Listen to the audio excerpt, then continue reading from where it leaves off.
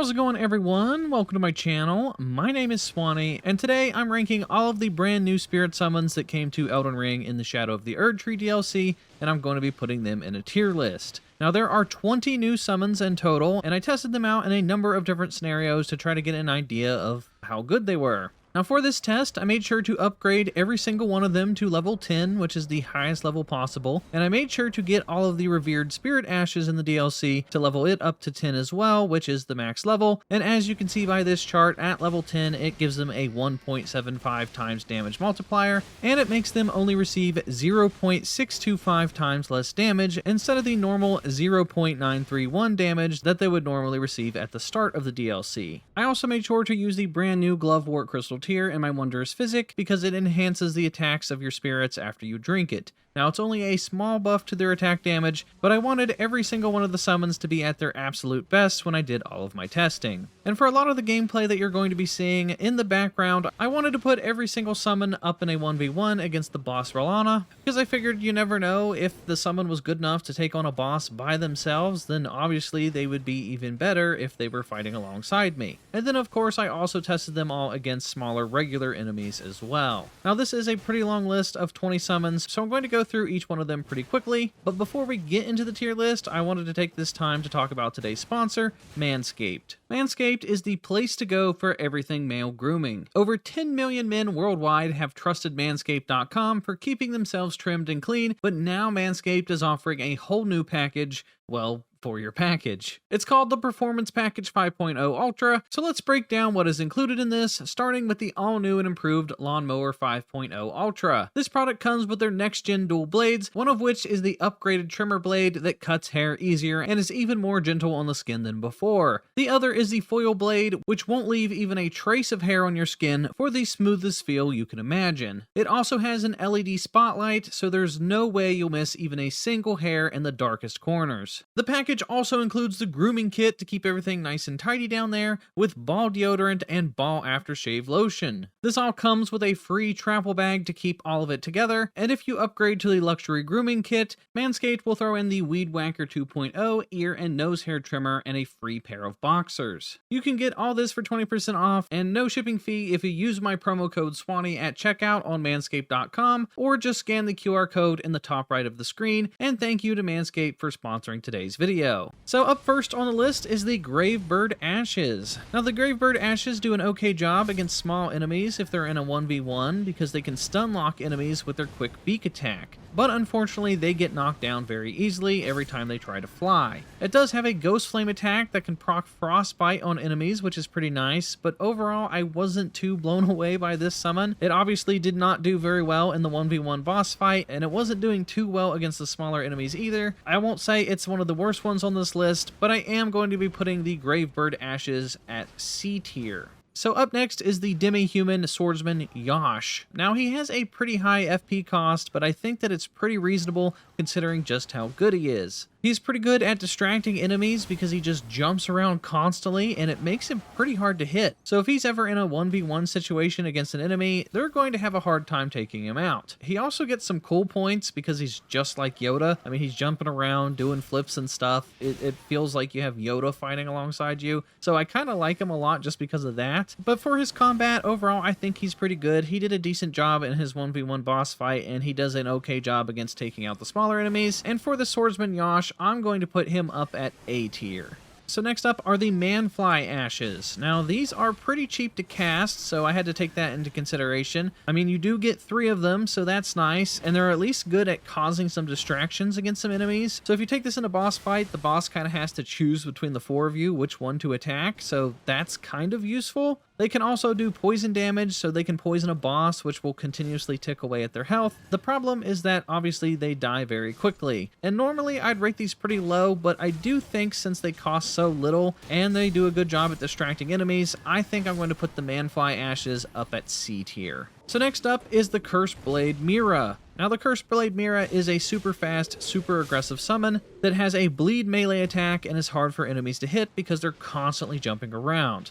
and they did an okay job in their 1v1 against Verlana, and they're pretty decent at taking out regular enemies as well. Her attacks are just so fast that it can very easily overwhelm some enemies, which is pretty nice, and I'm going to put the Curseblade Meera up at A tier. I did end up thinking Curseblade Meera was a pretty decent summon. So up next on the list is the Bigmouth Imp. Now this one actually kind of surprised me, because they did a better job than what I thought. Now obviously if they get into a 1v1 situation and an enemy is up in their face, they're going to die. Like, they suck in that kind of scenario. You can't treat this summon like you do the other summons. So I couldn't really test this summon the same way, because when it was in a 1v1 boss fight, it just got absolutely obliterated. Kind of the same when it came to facing smaller enemies, it just got wrecked. So this summon definitely plays more of a support role. You're supposed to work in tandem with this summon. You basically have to summon the Bigmouth Imps over at a distance, and then let them just sit there and fire off their cannon shots. If you manage to distract the enemies and let the imp sit back and just get off as many shots as it wants, it can actually do a pretty good amount of damage. It has pretty good knockback strength, so it can knock down some enemies, and it can even stagger enemies, which can let you get off some critical hits. I will say though that the Bigmouth Imp is basically a glass cannon. It can deal a big amount of damage, but it can't take hardly any damage at all. So I thought they were okay, but because they're so weak, I'm going to put them at B tier.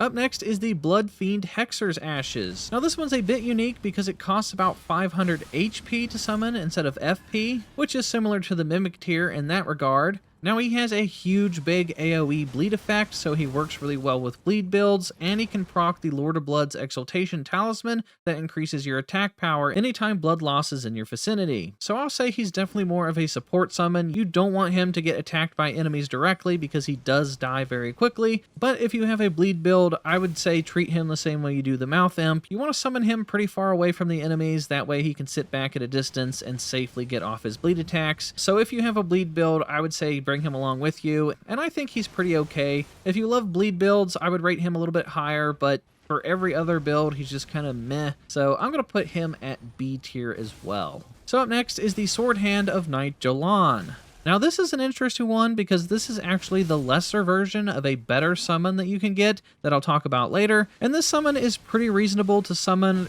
costing around 80 to 90 FP, and they have a bleed melee build and a strong special attack that can cause bleed, and they're very aggressive. So this summon is always going to be straight up in the face of your enemies, and overall I feel like this is a good summon. They are a bit weak and can't take too many big hits. They will die fairly quickly, but they have a pretty strong attack, so I'm probably going to put them up at A tier. So up next is the Fingercreeper Ashes, and I'm not going to sugarcoat it, they're pretty bad. They have a healing ability, which is okay, I guess, but they don't do hardly any attacking, and they just constantly follow you around. They have an absolutely awful melee attack, and they can get stunned very easily, and they can die very easily. I had trouble testing these guys out in combat because I just couldn't get them to attack anything. They straight up refuse to attack enemies unless they absolutely have to. So the healing ability is pretty nice if you can get them to heal you on occasion, but trying to get them to stay alive during a boss fight is pretty rough. A lot of the big bosses have big AoE attacks, and that will very quickly kill off the Fingercreeper Ashes. So if you can manage to somehow keep them alive long enough to heal you, they're okay, but they just unfortunately die way too quickly, and because of that, I'm going to put them at D tier. So up next is the Ancient Dragon Florissax. So I ended up thinking this summon was pretty cool. I mean, one, they look awesome because it's a freaking dragon person, and they can cast the Dragon Ball of Florissax incantation, which is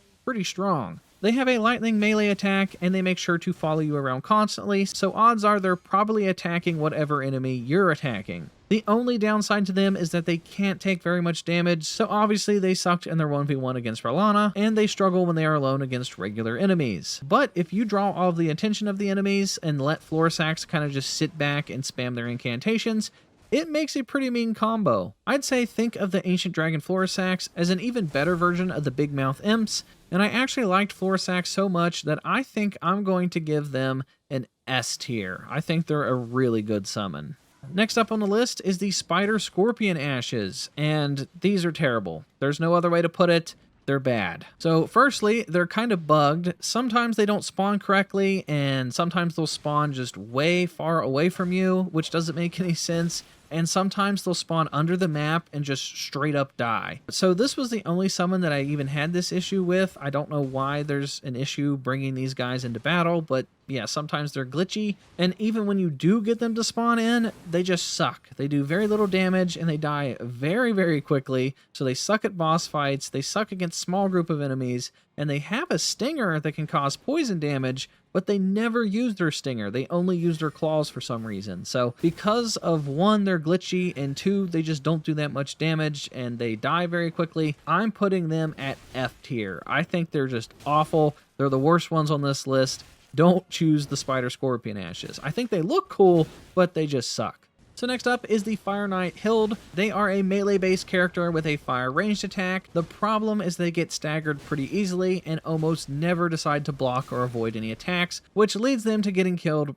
pretty quickly. They do okay damage, but overall I wasn't too impressed with this one, especially considering they have a high FP cost, but there wasn't anything special about this summon. They're just kind of okay, and I'm going to put them up at B tier. The next summon on the list is Fire Knight Queelign. Now this one is a pretty impressive summon because they have both a fire melee and ranged attacks, and they're a super aggressive character. I will say though that by themselves they suck against bosses, and they kind of suck against regular enemies because they just die so quickly, and for such a high casting cost, you'd think they'd be able to withstand a few extra hits. So this summon is okay if you work with them in tandem and you take most of the aggro from the enemies, but since this summon is just so weak, I mean, just it feels like they're way weaker than a lot of the other summons. It feels like they are a bit of a glass cannon as well, and they just aren't worth the FP cost for me personally because there's just so many other better summons on this list with similar FP costs. So because of that, I'm going to put them up at B tier. Up next is the Black Knight Commander Andreus. Now he has a high FP cost as well, comparable to a lot of the other knights in Elden Ring, but he's pretty tanky since he has a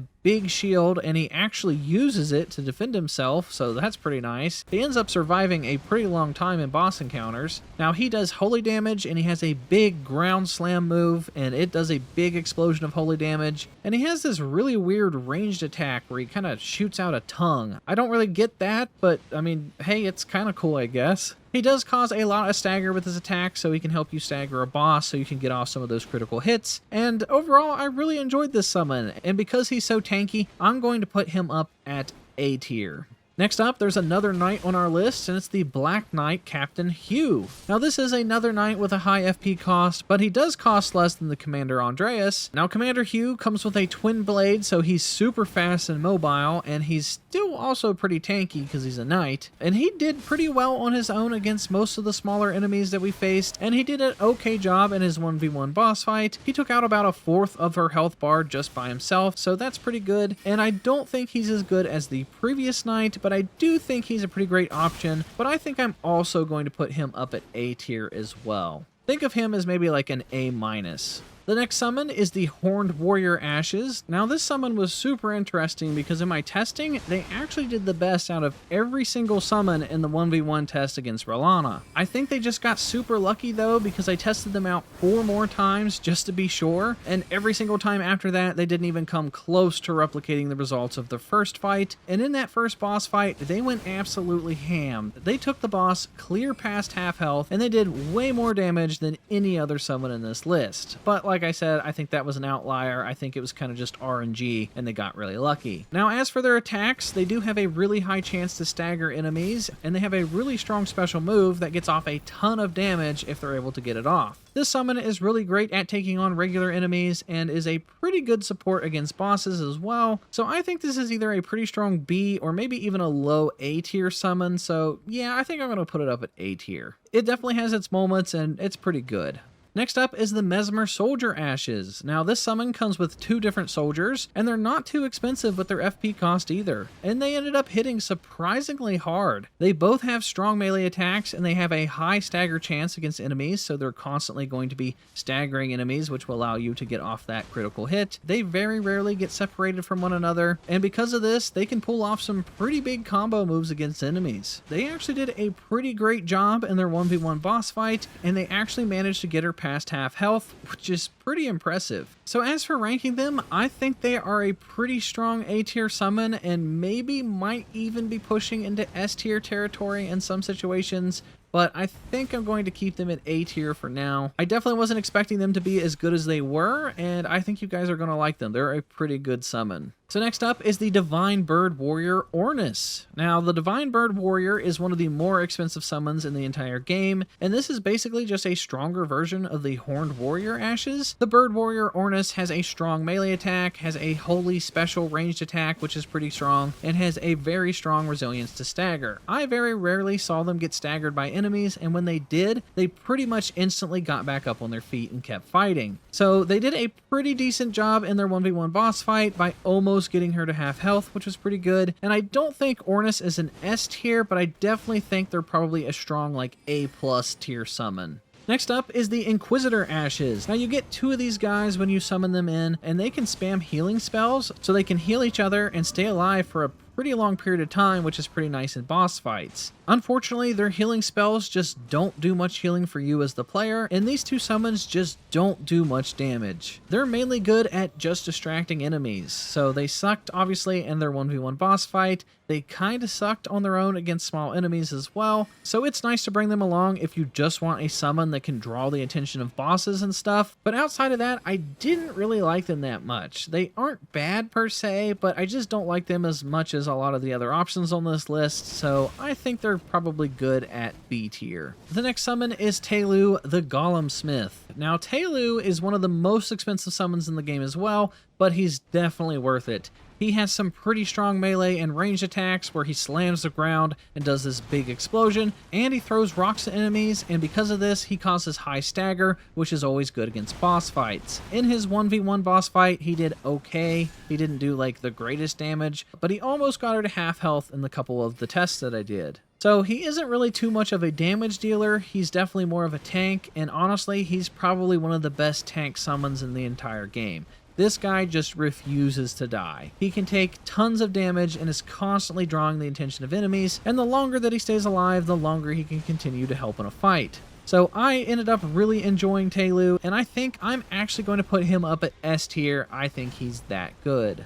So the final brand new summon on this list, I saved the best for last. It's Jolan and Anna. Now the Jolan and Anna summon is the upgraded version of the Swordhand of the Knight Jolan summon, and this summon is the most expensive summon in the game, coming in at 144 FP, and it's definitely worth it. This is honestly one of the best summons in the game. You get 2 different very aggressive knights fighting for you, both of them doing bleed damage, and one of them has ranged attacks. They will constantly keep up the pressure on enemies, and they can very easily overwhelm some of them. In their 1v1 boss fights, they easily got her to half health every single time I attempted it, only dying after they got her to her second phase. So overall, these 2 are a great summon, and they are an easy S tier. I know that they cost a lot, and they're pretty difficult to get because they're at the end of a very lengthy quest line, but trust me, if you like to use summons, I think these 2 are some of the best, and you're definitely not going to regret it. So now that I've gone through each of the new summons, I wanted to bring up the best summons from the base game to kind of do a comparison. So I tested out the Black Knight Tish against Rolana as well, and she pretty consistently got her to half health every single time. Same with the Dung Eater, who would normally get her to half health as well. Both of these are still some of the best summons in the entire game, and they are easily both S tier, and I still think that they're probably pretty much better than most of the DLC summons. And then of course the Mimic tier is always going to be S tier, because the Mimic tier is as strong as your character is. The stronger you get your character,